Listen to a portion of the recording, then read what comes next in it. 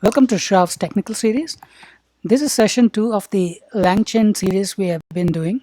In the first session, we introduced ourselves to LangChain and used LangChain to create a Q&A session on Sravz data, which is in these JSON files. These two JSON files, for example, we just picked these two. Later on, we can add more JSON files. In today's session, we'll optimize the solution we had in session 1. In session 1, we were feeding large JSON files to OpenAI, and then we were getting the answers. But that is sending a lot of data to ChatGPT to get answers which can be found in one or two JSON keys. So today we'll optimize the solution and introduce ChromaDB, which is a vector embeddings database, and then we'll use sentence transformer to do similarity search of our question and only feed the relevant data for the question and then the question to the, so this way we'll send very limited amount of data to ChatGPT, and that way we can optimize the cost and then we'll get the final answer. This is the data flow diagram at the high level. I attached the source code here, but I'll go through the source code in the VS Code. Switch to the VS Code. This is the code at the high level. Before we go through the code base, I'll do some quick queries. This is the session 2. We'll do these queries for today's session. For AAA what is the value of previous close price? The JSON file that has the answer is in this one, AACX underscore US, previous close price. Select that and then we search in the JSON. So we have the previous close price in mutual funds data, and that's where we have the answer. So we'll send the JSON file to ChatGPT and get that answer. So I'll run that query first, comment that out, and then I'll question, run it. It's running.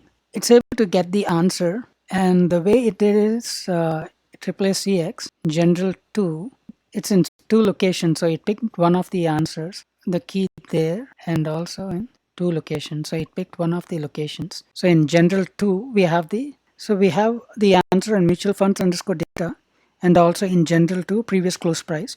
So it picked the answer from data object mutual funds data previous close price, and it got the answer. So it picked the answer from one of the keys. Also, if we look at the data that is sent to ChatGPT, we sent only this data to ChatGPT. The information we sent to ChatGPT was this data. It's a bit of the JSON file. If you look at the AACX US JSON file, it's a very huge file. It's around 252 lines, but we didn't send the whole JSON. We just send the bits in the JSON file which are relevant to our question. So this way we can reduce the amount of data that we send to ChatGPT. Look at the prompt template tokens. It's definitely lower and the cost is less than 1 cent. At least for our benchmarking, if the cost is less than 1 cent, it's an okay query, and we got the answer too. Now let's run another question on similar line. We got the answer from mutual fund data. So let's use the same question, but we will also give the key where the answer is. So I'll comment that out and uncomment this, save it, and then run it. We got the answer again. This time it searched for data general 2, where we said use general 2 as the key. For this one, in general 2, what is the value of previous close price? And then it picked the previous close price. So that way we got the answer. So we can prompt ChatGPT to use a particular key in the JSON file and then get the answer for us. And here too, we have only passed general 2, and we passed only a subset of the JSON file. We didn't send the whole JSON file. And our cost is less than 1 cent again. It's 0.006. Now we'll send another query. So this time we are asking ChatGPT, OpenAI or large language model, to find the difference between the top holdings of two funds.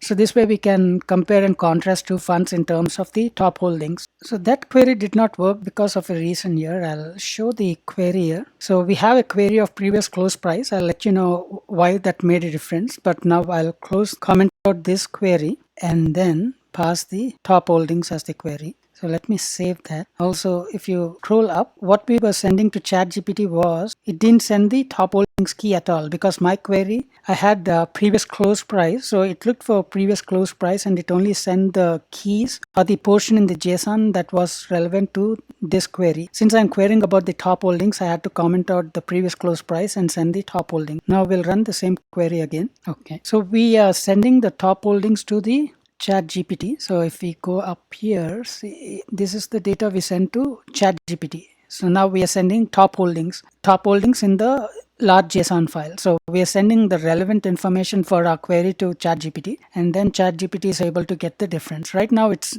because it's a list of Python dict, the JSON agent is not smart enough to get the differences between two lists, but it is getting the correct input so that the tool can run and then give us the answer. So that concludes the demo. Now I'll go through the code base to solidify the concepts we are trying to discuss today. So what we are doing is, once I send a question, the question is always about the mutual fund. So our mutual fund data is in JSON files like this. We have this mutual fund and this mutual fund. So when we ask a question, we'll use the JSON splitter to split the large array of large JSON file into smaller chunks, and in each small chunk of the JSON object we'll add the mutual fund code, so to make that so that we ensure that the smaller chunks of JSON still have the mutual fund code, so that they are still relevant JSON file. And then we'll pass them through using ChromaDB. We create vector embeddings, which we discussed in the OpenAI session. So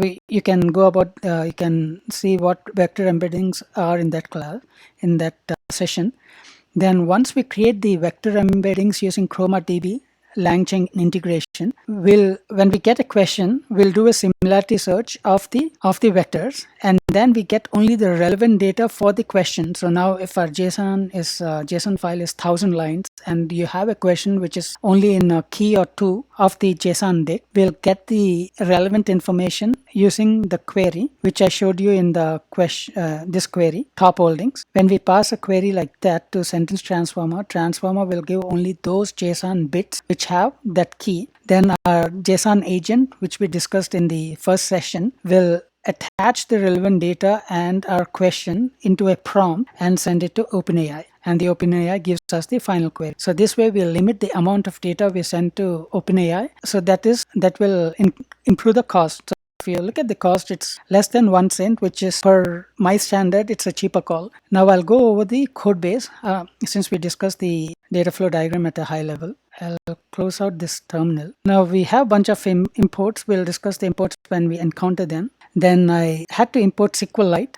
This is a temporary fix for now because I'm using Python 3.8. So ChromaDB is a LangChain tool which helps us provide a vector DB, and ChromaDB is a wrapper around SQLite or DuckDB. In our case, we use SQLite. ChromaDB doesn't give its native SQL database, so it's a wrapper on top of SQLite. So in SQLite, ChromaDB will save the data and then pass a SQL query for our vector search.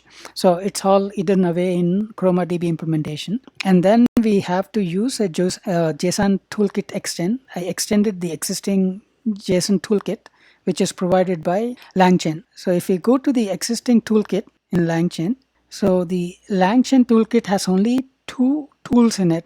It can find get list keys tool. So it will get the list of keys given a spec, or it will give a value for a key. It only has two methods. But if you remember what the query we did, we asked ChatGPT to get the difference between 2 lists. So that function is not implemented in the native JSON toolkit. So for that reason, I extended the existing JSON toolkit and added another function which can compare 2 lists and get the difference. For now, the compare lists will only do a set and then give the list. It's not the correct implementation.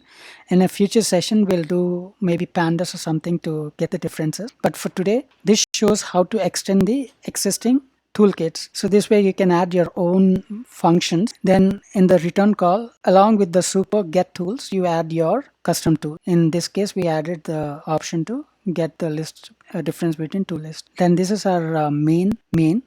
Then we discussed this set debug, global level debugging. Google Search API we discussed in previous session. RecursiveJsonSplitter is what we use now to split a large JSON into a smaller one. So RecursiveJsonSplitter. So once we get a question, we'll find which are the mutual fund JSON files we need, and then we pass them to JSONSplitter to get array of JSON objects. So we go JSON loader, then splitter will split the documents, and then we add the code to each chunk so that we still can group them, those individual chunks of JSON, into the parent mutual fund code, and then we append them all to a list like this. And then using ChromaDB HuggingFace sentence transformer, we create the vector embeddings and then we'll add them to the ChromaDB. So here the another benefit is we're not using OpenAI to create embeddings. We're using HuggingFace model to create vector embeddings because this is free.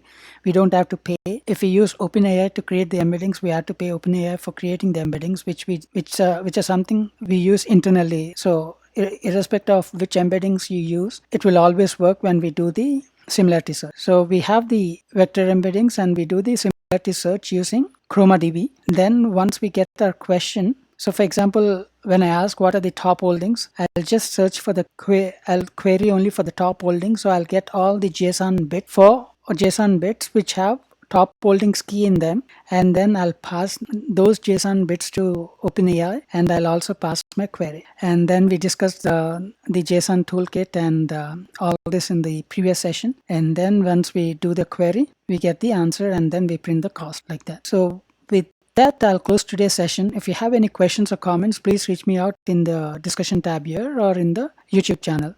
Thank you for watching.